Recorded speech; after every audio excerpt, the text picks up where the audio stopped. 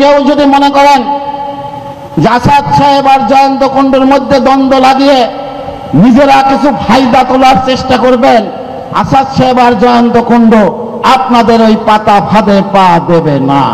আমি বিএনপির প্রতিটি নেতা কর্মীর প্রতি উদাত্ত আহ্বান জানাতে চাই, আমরা গণতন্ত্রে বিশ্বাস করি, আমরা বহুমতে বিশ্বাস করি, ভিন্ন মত থাকতেই পারে, কিন্তু আপনারা কেউ মঞ্চে দাঁড়িয়ে আমাদের দলের নেতাদের সম্পর্কে কেউ কটূক্তি করবেন না, কেউ সমালোচনা করবেন না। কিছু বলার থাকলে দলের ভিতরে বা তার কাছে গিয়ে বলবেন।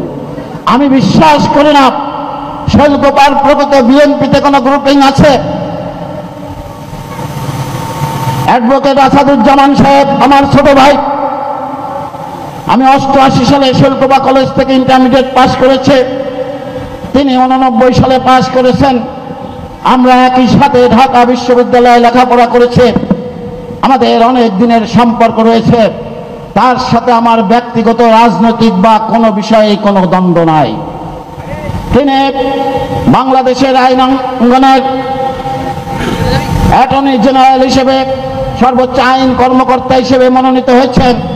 আমি সেই দিনই তাকে ফেসবুকে অভিনন্দন জানিয়েছি, ব্যক্তিগতভাবে মোবাইলে মেসেজ পাঠিয়েছি। তিনি হয়েছেন, আমি ব্যক্তিগতভাবে এবং আমরা সবাই অবশ্যই সফলতা কামনা করি। কিন্তু কেউ যদি মনে করেন যে আসাদ সাহেব আর জয়ন্ত কুণ্ডুর মধ্যে দ্বন্দ্ব লাগিয়ে নিজেরা কিছু ফায়দা তোলার চেষ্টা করবেন, আসাদ সাহেব আর জয়ন্ত কুণ্ডু আপনাদের ওই পাতা ফাঁদে পা দেবে না। যারা এই ধরনের চেষ্টা করবেন তারা মূর্খের স্বর্গে বাস করবেন।